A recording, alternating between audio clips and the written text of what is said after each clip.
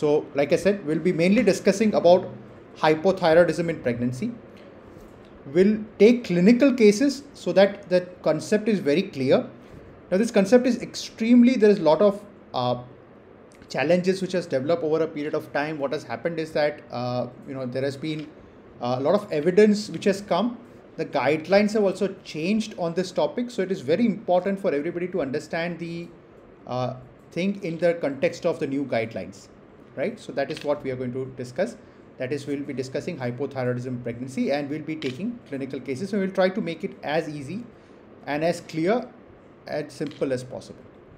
Right now, also one of the thing which we would really like to do today, we have developed this app. This is currently not available on Apple or Android store.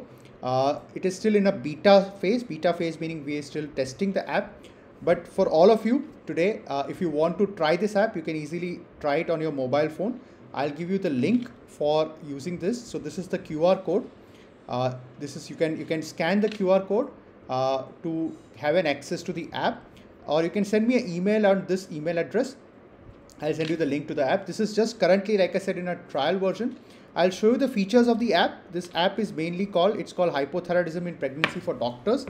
And the idea is to make this concept which we are going to discuss today very simple, so that you can use this in your clinical practice and take the right clinical decision based on the current evidence. Okay, so once again, you can take a screenshot of this and you can save it for later. Okay, so adding to the confusion is that one of the very important thing which the American Thyroid Association came up with in the recent most guidelines on hypothyroidism in pregnancy was that they said that you need to have local cutoffs for determining hypothyroidism in pregnancy, because what happens is that throughout the world, the iodine status of the population is different. The assays which are used by different labs are different. So because of these various problems, it is very difficult to give a generalized statement for the entire world together. So it is better that you develop your own local cutoffs, and you can then determine the upper limit based on the various trimesters, and then you can treat according to that, right? So one very good study which actually determined the normal range in pregnancy was done by Dr. Rajput et al. You can see this slide over here, and they determined the upper limit for TSH in first trimester, second trimester, and third trimester. And these are similar to values which we use in clinical practice. However, of course, currently in the app which I'm going to demonstrate and which we are going to discuss, we'll be mainly discussing slightly different cutoffs. But you can alternatively use these cutoffs which are given by Dr. Rajput, or you can use the cutoffs which are given by ATA. They are not very different, so there's just a minor difference. So you are free to use either of them depending on your on the ease of use. Okay. So if you talk about the cutoffs for Indian patients, the first trimester TSH upper limit, that is the 97.5th percentile, according to Dr. Rajput, is 3.69. In the second trimester, it is 4.47, and in the third trimester, it is 4.38. So about close to 4.5, and this is close to 4, right? So this is the upper limit for Indian patients. Like I said, this may differ according to, even within India, this levels may change. In fact, if you see study done from Guwahati, from Assam, and from south of India, the values are little different. However, we will be taking the value which is similar to our population. Haryana, this is study from Haryana, Rohtak, and in Gujarat also we might have very similar overall picture. So more or less the cutoffs can be utilized for Indian patients, for Gujarat patients also. However, having said that, what does the ATA guidelines and what does the American Thyroid Association guidelines say about this? So they say that if you do not have local cutoffs, these are the cutoffs you need to use. So there are 4 categories we divide. So let's say a patient comes to us with hypothyroidism in pregnancy, or let's say a patient comes to you for the first trimester checkup, antenatal care checkup, and you want to know whether this patient requires treatment for hypothyroidism or not. So you do a thyroid function test in the first trimester, and we'll divide this into 4 categories. What will we do if the TSH is more than 10? What will you do if the TSH is between 4 to 10? What will you do if TSH is between 2.5 to 4? And what will you do if the TSH is less than 2.5, right? So these are the 4 cutoffs which you will have to, we'll see each of them in the next few slides. Okay, so first let's talk about the most simple and most easy to understand, TSH more than 10. So if a patient comes to you and in the first trimester you do a thyroid function test and the TSH value is more than 10, it is very straightforward. This is a very straightforward scenario. All patients, all pregnant female with TSH more than 10, it is hypothyroidism. You need to start this patient on levothyroxine therapy. So we generally start this patient directly on full therapeutic dose, that is 1.6 to 1.7 microgram per kg. So these patients should be treated on full therapeutic dose of 1.6 to 1.7 microgram per kg. Right? There is no point of starting with a small dose and gradually increasing, because remember, the majority of the effect that you have because of hypothyroidism occurs in the first trimester. Also, the neurological development of the fetus is dependent on the thyroid. So hence it is very, very important that at the first trimester you treat with the full therapeutic dose. What happens if you do not treat hypothyroidism in pregnancy? There could be problems to the mother, to the fetus, and to the neonate. To the mother, there could be increased risk of preeclampsia, low birth weight in infants, and postpartum hemorrhage. In the fetus, there could be risk of cognitive impairment. Remember, neurological development takes place in the fetus and it is dependent on the thyroid hormone. And for the first 1,000 days of life, starting from the conception to even after birth, for the first 1,000 days, thyroid hormone is very, very important for neurological development. And of this first 1,000 days, the first initial 16 weeks are extremely crucial because the fetus does not produce its own thyroid. It is dependent on the maternal thyroid for its function. So you have the fetus where you have, if you do not treat, you will have cognitive impairment, neurological abnormalities, and there could be developmental problems. And in the neonate, there could be hyperbilirubinemia and there could be respiratory distress if this hypothyroidism during pregnancy remains untreated. Okay, so what does the American Thyroid Association guidelines say on this topic? Again, the guidelines are very clear. If the TSH is more than 10, as you can see over here, all these patients should be treated with levothyroxine. There is absolutely no doubt on this and everybody agrees to this option. Then let's look at the second situation where TSH is between 4 to 10. So what will you do if the TSH is between 4 to 10 in the first trimester? This is where now the complications really start.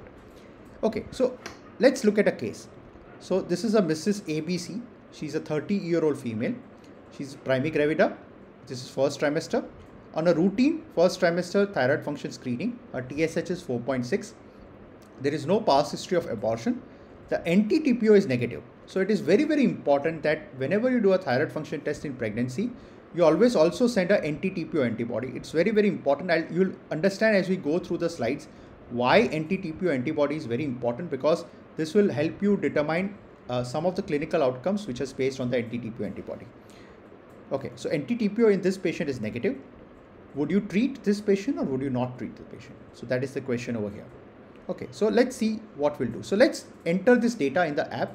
Like I said, if you can take a QR code, you can download, or you can use this app on your browser. You can try doing this along with me, so you will get an idea of the hang of the app also. So let's enter the data in this. So we have Mrs. ABC over here. Her age is 30 years. You create the patient here. So let's look at the screen first. So here we have 4 options. Patient is planning for pregnancy or patient is already pregnant. In this case, the patient is already pregnant and patient is in the first trimester, and patient is not on treatment for hypothyroidism. So you have 2 options. If the patient is already pregnant, either the patient is on treatment or patient is not on treatment. Here the option we choose is patient is not on treatment for hypothyroidism. So patient is not on treatment for hypothyroidism.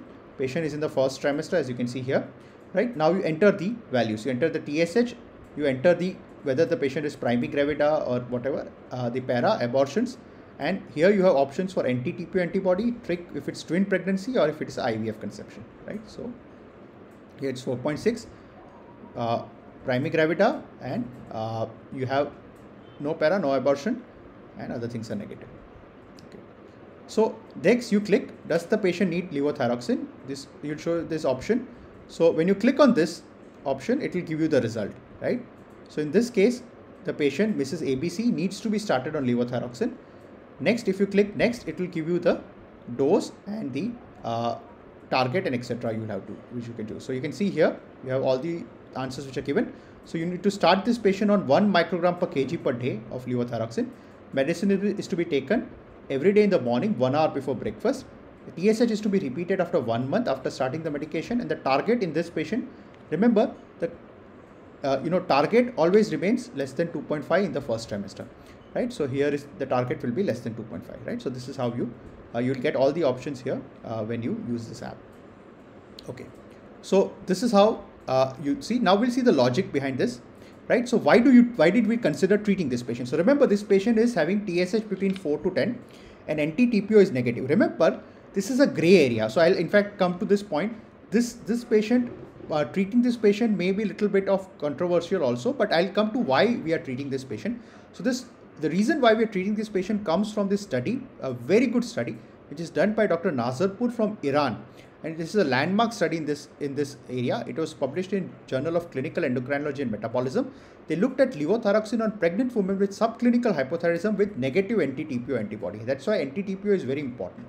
So in this study, what they found was that at a cutoff of 4, if the TSH was more than 4, it was found that if TSH was more than 4, if this patient was not treated, it was associated with increased risk of preterm delivery.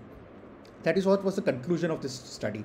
So basically, if you do not treat these women with TSH more than 4, even if they are NT-TPO negative, then the patient will have increased risk of preterm delivery, and hence that is the reason why you should treat this patient with levothyroxine in this. So again, if you see the ATA guidelines are TSH is 2.5 to 10. If NT-TPO is negative, then you further divide it 2.5 to 4 and 4 to 10. Here you can clearly see you should consider levothyroxine therapy as per the study which is done by Nazarpour et al. Right? So this is very simple now, right? You can use the app directly and you can then directly get your answer. But you can use this flowchart also, which is make your life very simple. Okay. Now, what if the patient was NT-TPO positive? So same patient, if let's say the patient was NT-TPO positive, again it is very clear the patient needs treatment, right? So if it was negative, then also you treat, but if it's positive 100%, there is no doubt about it, right? So if you see here, if you see the guidelines again, TSH of 2.5 to 10, NT-TPO is positive, right? TSH is between 4 to 10, levothyroxine therapy should be given, right? Again, you can use the app, you can try putting this data as NT-TPO positive, you'll get the same answer that the patient needs to be treated with levothyroxine. Okay, now let's look at the second situation. Second situation is when TSH is between 2.5 to 4. Okay, so first we looked at more than 10, right? Second situation we looked at between 4 to 10. Third situation we are looking at TSH between 2.5 to 4. So what should you do when you have TSH between this range? So let's look at a second case here. So this is Mrs. DEF. She's a 30-year-old female. She's primigravida. She's in the first trimester. A routine screening is done where TSH is 2.8. She has 2 past episodes of first trimester abortion. This is very important. So patient has history of prior first trimester abortion and NT-TPO is positive, right, in this patient. So let's look at this. Should you treat this patient or should you not treat this patient? So let's again put the data in the app here, right? So this is Mrs. DEF. Her age is 30 years. Okay. Now patient is already pregnant and she's not on treatment for hypothyroidism. So you put all this data over here. She's in the first trimester. Now you enter the data, TSH of 2.8. She is having third gravida, 0 para, and she has 2 abortion, right? And NT-TPO is positive, and this is not an IVF conception, just NT-TPO is positive, right? So NT-TPO is positive. So we put this data over here, right? We update the patient data. Okay. Now it will show you, does the patient need levothyroxine? Click on it. It will say yes. Patient needs to be started on levothyroxine. I'll tell you the reasons for this in the next few slides. And again, it will tell you need to start the patient on dose of need to start the patient on dose of 1 microgram per kg per day. It has to be taken 1 hour before breakfast, and TSH needs to be repeated 1 month after starting the medication. And again, the TSH target would be less than 2.5. Okay, so why should you treat this patient? So if you see this very good meta-analysis which was done by Korevar et al, they are looking at risk of miscarriage and the various clinical scenarios on the left side. So if the TSH is between 2.5 to 10 broadly in all patients, there is increased risk of miscarriage, which is 1.62. So that is increased risk of 62% increased risk. But the problem is that if you see the confidence interval, it crosses the line of 1. That means that it is not statistically significant. So there is increased risk of miscarriage broadly, but it is not statistically significant. However, if you have a patient, so we are looking at this patient who is having NT-TPO positive with TSH of between 2.5 to 10. Here you have almost 3 or 4 times increased risk of abortion, and this is statistically significant according to the meta-analysis. So it is very, very important that you need to understand that a patient with TSH of more than 2.5 with NT-TPO positive, there is extremely high risk of abortion, and there is increased risk of miscarriage, especially when the patient already has prior history of miscarriage. So in this situation, you definitely need to treat, right? You can keep this in mind, and it's very, very clear. If you see, what if this patient did not have a prior history of abortion? So this patient had prior history of abortion, but let's say there is another patient. So let's again put that clinical situation in our app, right? So let's remove we keep everything else the same, except that we remove the requirement for prior abortion. So patient is having NT-TPO positive, right? Patient is having TSH of 2.8, but there is no prior history of abortion. Okay, so third gravida.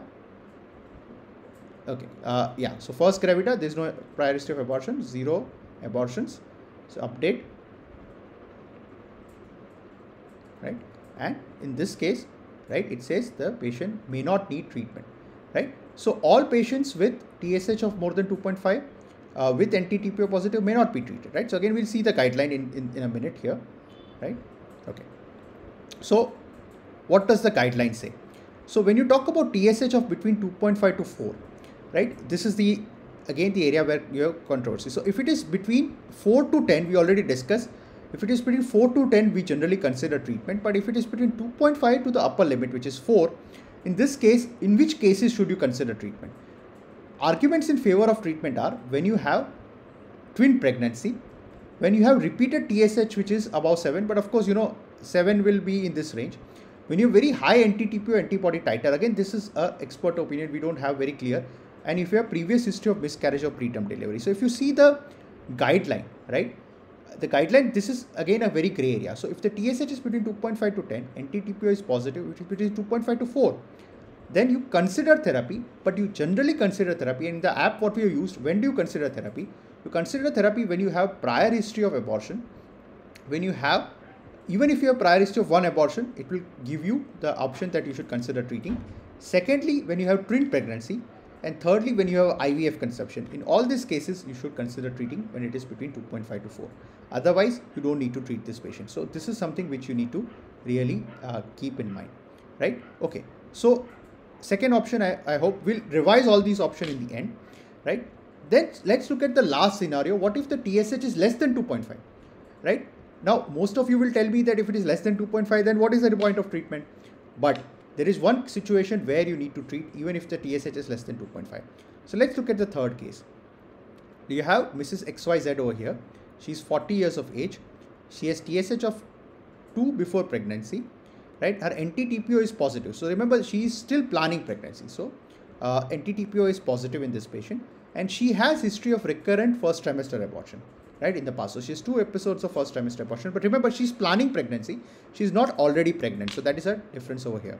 She's planned for an IVF conception, right? Let's say this is the situation. Would you treat this patient or not treat this patient? So again, let's put this data in the app. So we'll add the new patient here. Patient's name is XYZ, right? The age is 30, 40, okay. Okay, so here we choose a different option. Patient is planning for pregnancy and she is not on treatment for hypothyroidism, right? Okay, so we choose this. Now you enter the TSH value over here. TSH value is 2, and she has history of,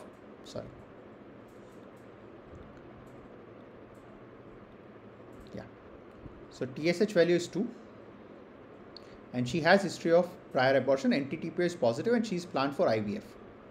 Okay, so when you update this, does the patient need levothyroxine? It will give you patient needs to be started on levothyroxine, and next it will tell you the dose and the target. And in this case, you need to just give 25 microgram as a starting dose.